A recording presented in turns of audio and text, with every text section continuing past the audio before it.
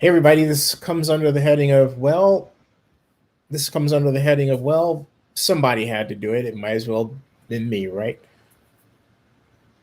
You know, and I know that the coronavirus is causing a great problem around the world, not just one area, not just one part of the United States, not just China, but around the world. Italy, the entire country of Italy is on lockdown.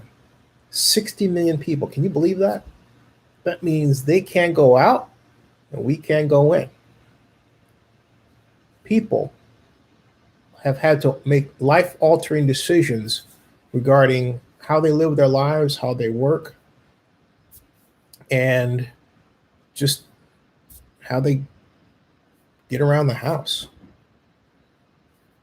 So it should come as no surprise that Las Vegas, with its heavy reliance on tourism, is already taking a massive hit from the coronavirus. But the question that no one has directly asked until now is, how will the Las Vegas Stadium bond issue and the hotel tax that pays its debt stand up under this pressure?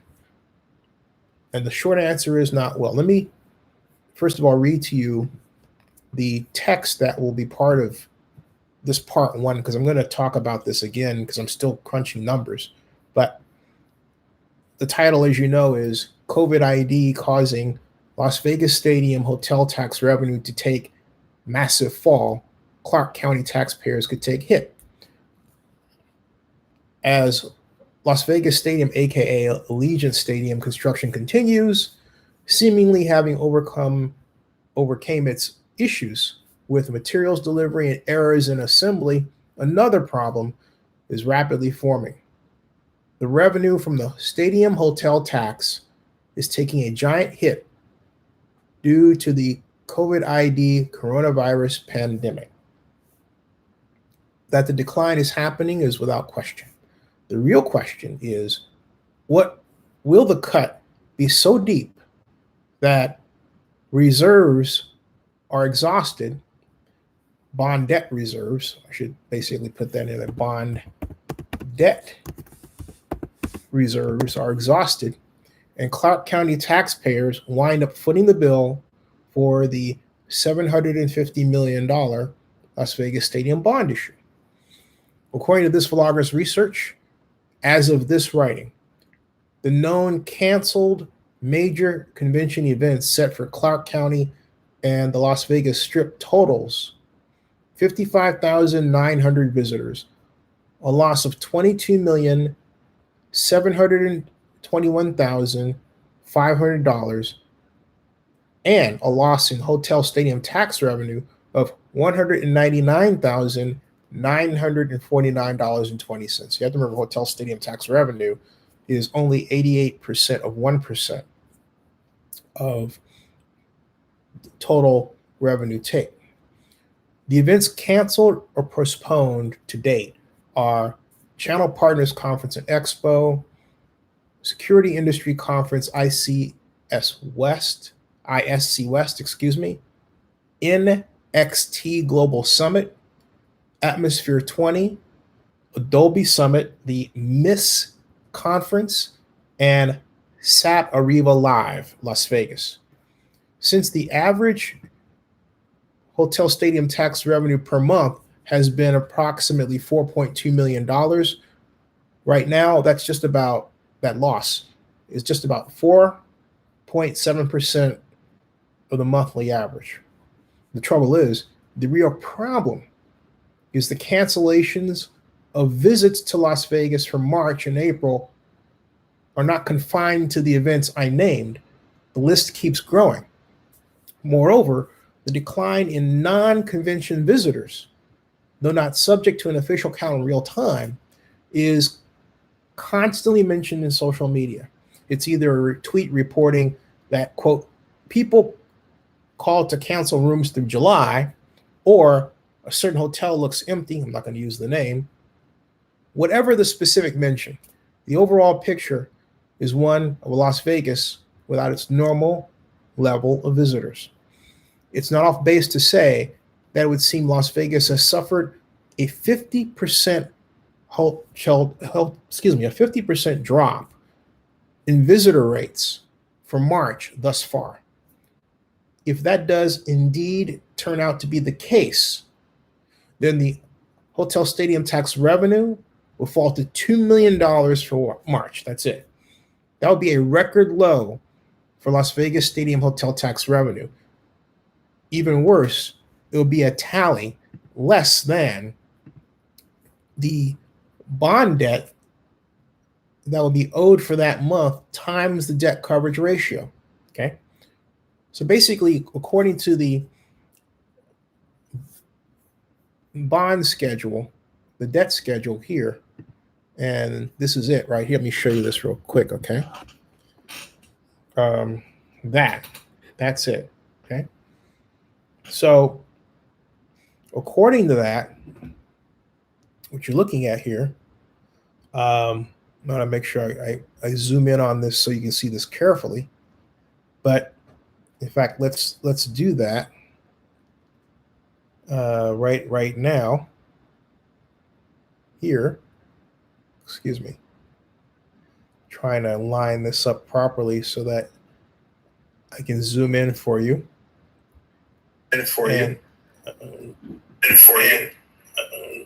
Okay, now that I've got that lined up for you, let's zoom in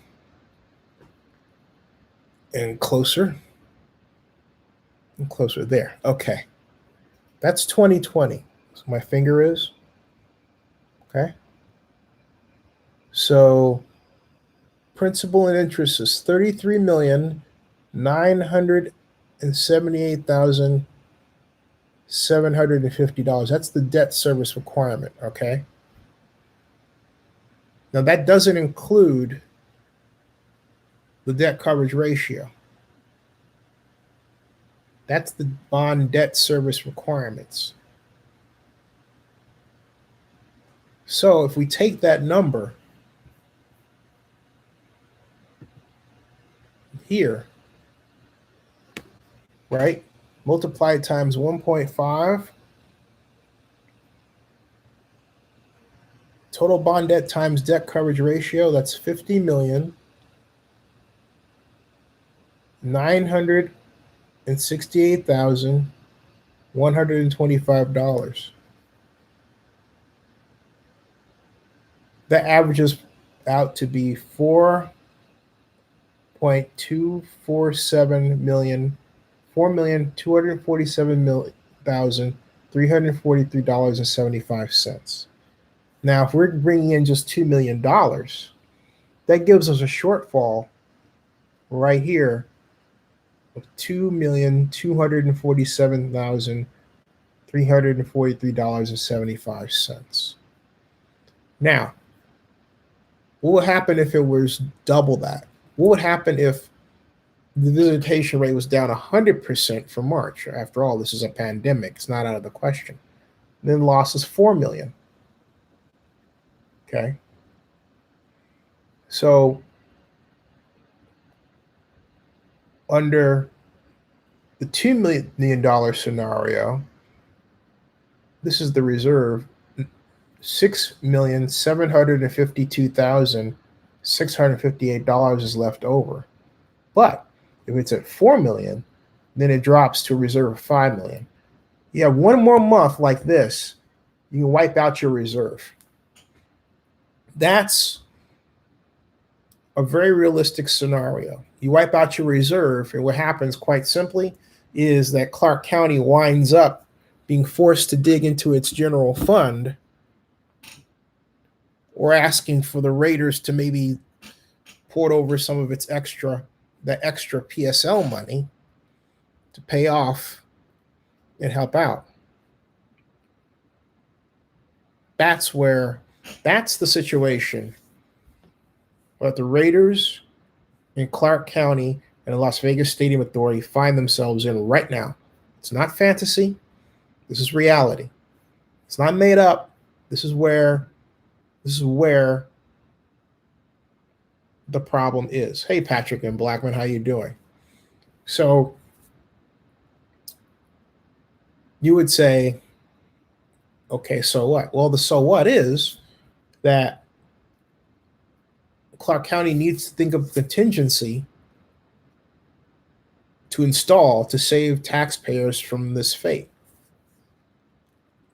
Because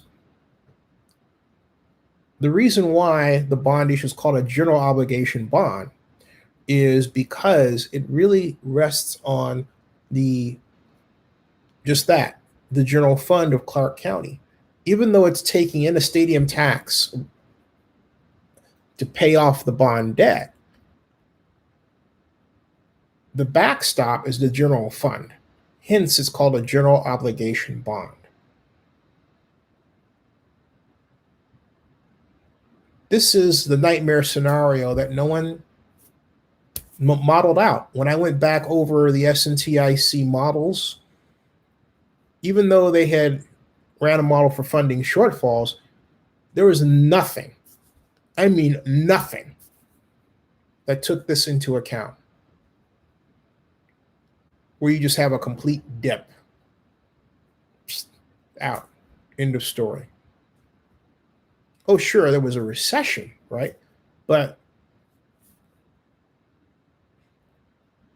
to have this level of magnitude of decline is even greater than in 2008 with respect to Las Vegas. Why? Because events are being canceled because people fear loss of life. In 2008, it was just a recession. It wasn't this idea that, oh, well, if you go to Las Vegas, you could contract something and die. No, or anywhere in the country, right? Where there are a lot of people. No. This is unique in that way. This is, as they say on the street, no joke. Okay? So this calls into question what Clark County will do. In fact, the impacts of this pandemic extend beyond the bond debt and toward Raiders sponsorship. They are do one more sponsor, 12th sponsor. Will they be able to get that sponsor at the commonly high levels they have asked for at this time? I'm not saying no, because Legends under Jerry Jones is an extremely creative, great sales organization. So I'm going to give them a hearty thumbs up on the possibility that they can work something out. But it's going to be tough. It's going to be tough. Now, the other question is, and you're probably wondering, would the Raiders have suffered the same fate in Oakland? And the answer is no, because had they stayed in Oakland, the stadium financing mechanism didn't rely on hotel taxes. It was more robust. It wasn't sensitive to tourists coming in and out. It depended on, to a degree, tax increment financing and tax revenue production and land sales in the Coliseum City area. So, and with the enormously high land values in the Bay Area and in Oakland in particular, which leads the Bay Area, I might add, they would have had a financed stadium. They would not have had a problem. In fact, if you want evidence to back my claim, look at the Golden State Warriors and their success. But the Raiders got themselves into a situation that I warned them from the start. I said, you know what? And I have the videos to prove. You type SNTIC SNTIC, and you type SNTIC and Las Vegas Stadium, you will see a video where I talk about, hey, how you doing, Joseph Armendariz? I'll get your comments in a second, where I talk about my assertion that the Las Vegas Stadium Authority did tax increment financing, the tax increment financing presentation all wrong, because they didn't touch property tax, which is what you normally do. They looked at stadium tax. They looked at basically every other tax. And when you use property tax, you establish a base year and then go up from there. But property tax, because of it's based on property that is worth millions and millions of dollars, it gives you a better base from which to work from to generate revenue that you can actually use. When you're talking about sales tax revenue, what you're going to get from sales tax revenue is paltry. So why they even went there is still puzzling to me, rather than focus on the use of property taxes. The state was quite ready to allow them to use tax increment financing, but what happened was that Shadow Adelson, through his chief operating officer, Bob Goldstein said, we're going to pay, or Mr. Adelson is going to pay all cost overruns. Okay. He said that cost overruns and offsite infrastructure costs. Mr. Adelson was going to write a blank check. Boom. There it is. Then Ian Davis had their celebrated TIF. No money there. Opportunity lost.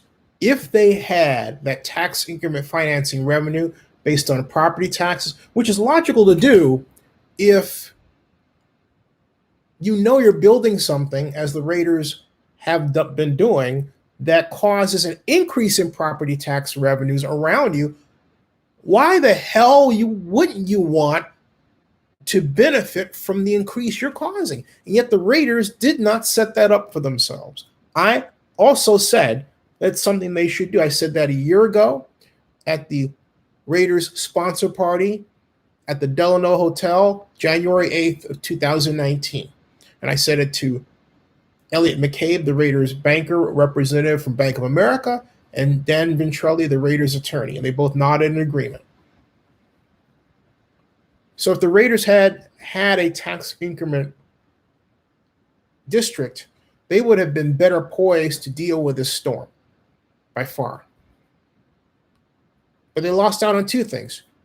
They lost out on Adelson's extra money, and they lost out, which he was going to write, which replaced the tax increment district, right? Okay. But they lost out on that. Then they lost out on the money they could have gotten from the tax increment district. What they should have said was, oh, hey, wait a minute. Adelson's going to walk. We need the tax increment revenue district. But they didn't do that. And so that sets up the situation the Raiders and Clark County find themselves in.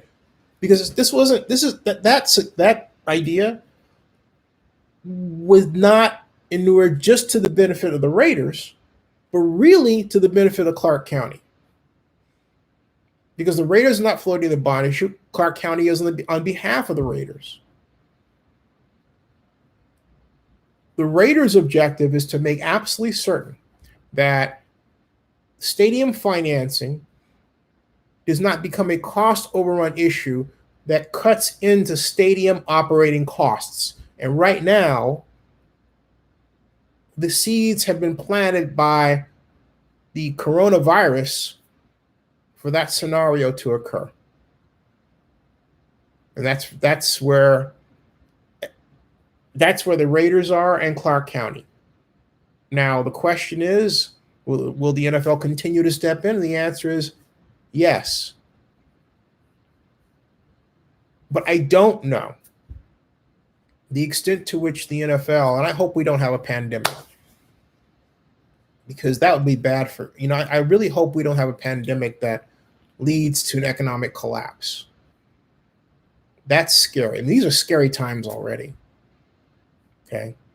So we need to figure out solutions to help each other. This is a matter of, oh, gee, there, but go for the, woe is you. No, oh, woe is us. This is truly a situation where Las Vegas hurting hurts us. Our hurting hurts Las Vegas. Everybody's hurting hurts each other. Pandemics apparently have a way of doing that. So I just wanted to present everybody where they were. The question is, can they still do a taxing and refinancing zone? The answer is yeah. And I think they need to do it now rather than later. And Joseph says it's a financial domino effect. Yeah, it sure is.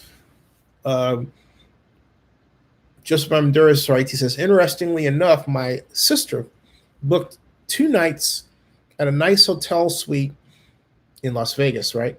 For $50 per night. 50 per night? Do you know that the average room rate at this time is $143 per night? Ooh, 50 per night. 50 per night.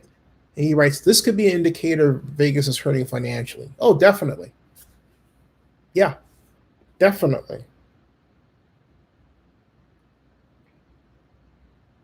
So anyway, I'm going to come into part 2. This almost 2 o'clock.